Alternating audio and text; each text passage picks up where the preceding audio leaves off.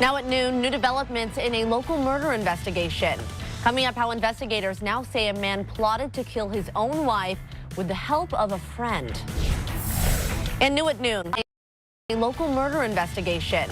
Coming up, how investigators now say a man plotted to kill his own wife with the help of a friend.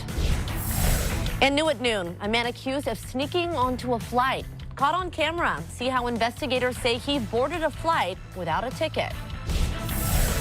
Also, a legal victory for former President Trump. Still ahead, his possible moves after a $500 million bond payment was cut down by more than half. First, live, local. The noon news starts now on Fox 12 Oregon. Good afternoon, I'm Mia Villanueva. Welcome to the noon news. A man in Brush Prairie near Vancouver is now accused in a plot to kill his wife and stage it to look like an interrupted burglary. The body of 6-year-old Lindy Rummel was found in her home on Saturday, and originally the Clark County Sheriff's Office investigated the case as a burglary.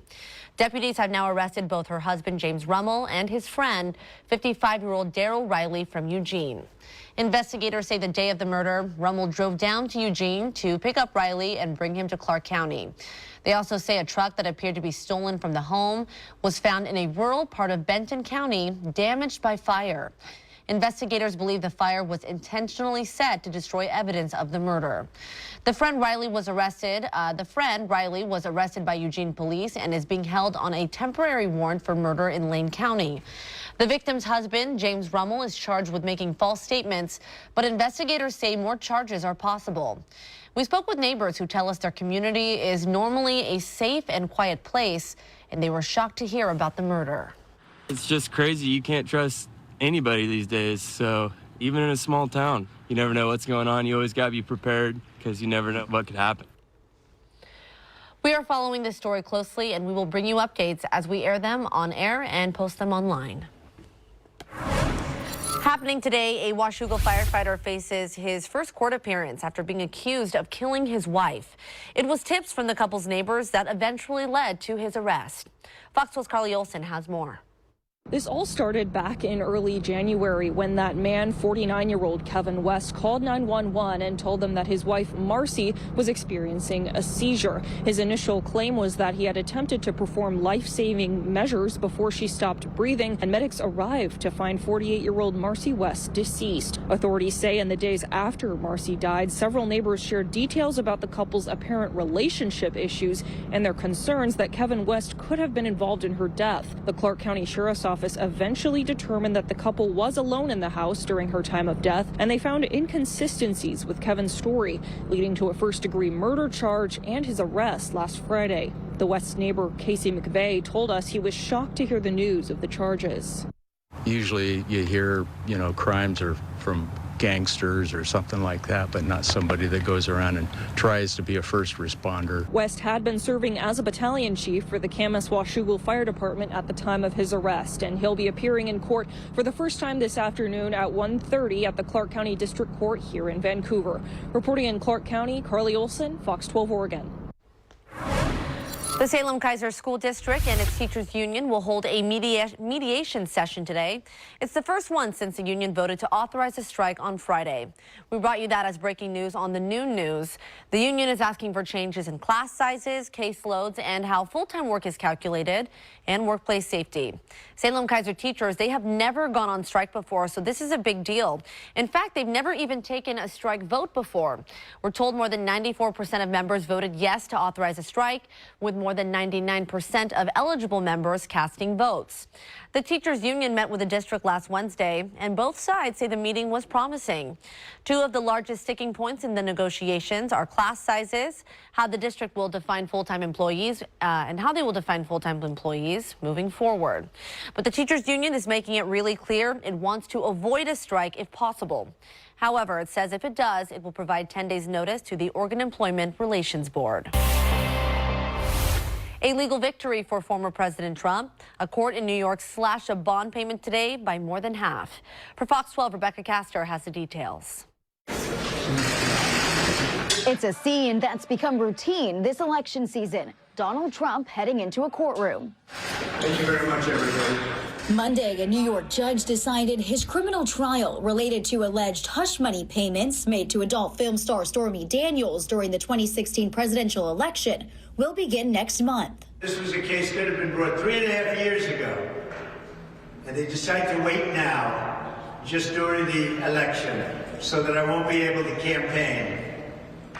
We'll be appealing this. But Trump's bank accounts are what's in the spotlight today. A judge ordered him to post a $175 million bond within 10 days after he was found guilty on civil business fraud charges and hit with the $454 million fine. Otherwise, New York Attorney General Letitia James could start seizing his properties. They want to bankrupt him. They want to hurt him so badly, and it's going to backfire because he's going to win this in November. This is not about party. This is not about politics. This is about corruption and criminality. Trump says he has the cash, but is saving it for his campaign, leaving him with several other options, including filing another appeal, selling his properties, or filing for bankruptcy. He's got a lot more time than everybody thinks, because seizing his real estate, that's a long, cumbersome process. It requires court approval to attach assets, impose liens, all of which needs to be priced. It's still possible this case goes to the Supreme Court. In Washington, Rebecca Castor, Fox 12 Oregon. A big shakeup at Boeing today. The CEO is stepping down. The company made the announcement just months after a door plug blew out over the Portland metro area.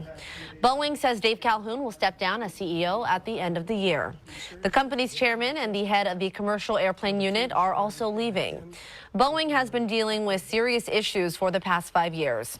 That includes 2 crashes of the 737 MAX in 2018 and 2019 that killed hundreds of people. Of course, most recently, a door plug fell from an Alaska Airlines flight in January, leaving a gaping hole in the side of the plane. The problems have led to several groundings for safety issues and more than $31 billion in losses. Calhoun was a longtime board member before rising to chairman in late 2019. Caught on camera, rescuers save a woman from a raging river near Los Angeles. Take a look at this. You can see the woman being swept down the river with rescue crews running to keep up. A report says the 35-year-old woman dropped her phone in the river and tried to get it back. She ended up falling in the river herself. Police tried to save her with ropes and ladders, but the woman kept losing her grip because of how fast that water was moving. They were eventually able to get her out of that water when they called in a helicopter for an air rescue.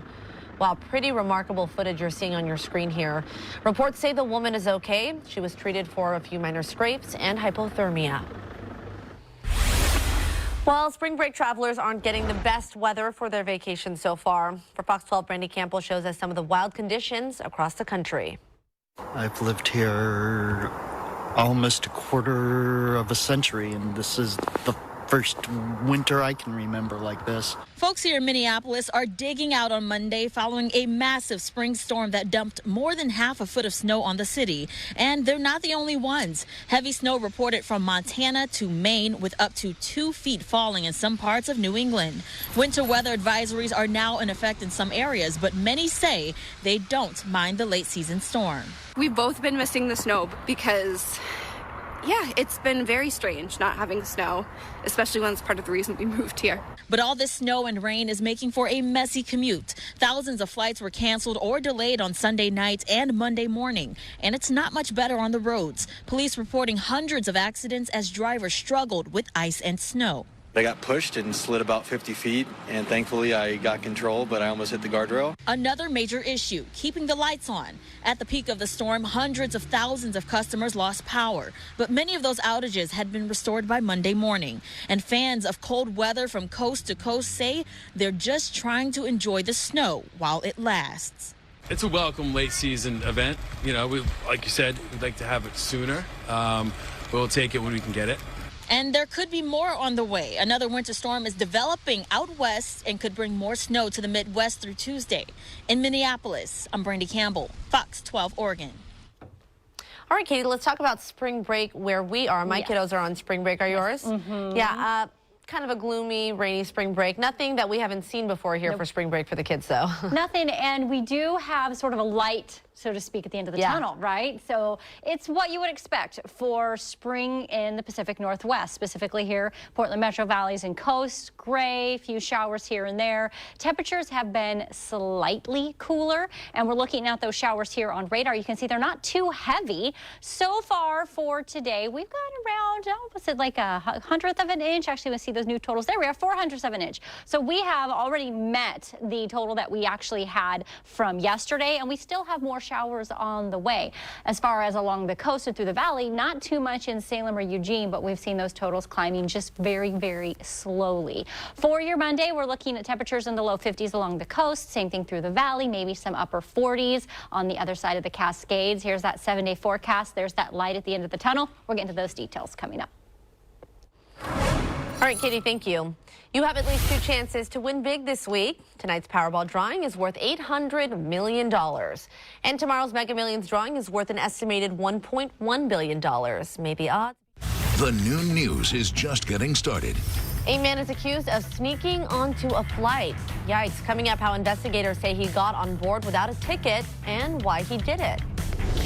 Also, some Thorns fans say they were robbed. Still ahead, the controversial call that they say cost them their latest match. What the heck, man? Like, we should have had it.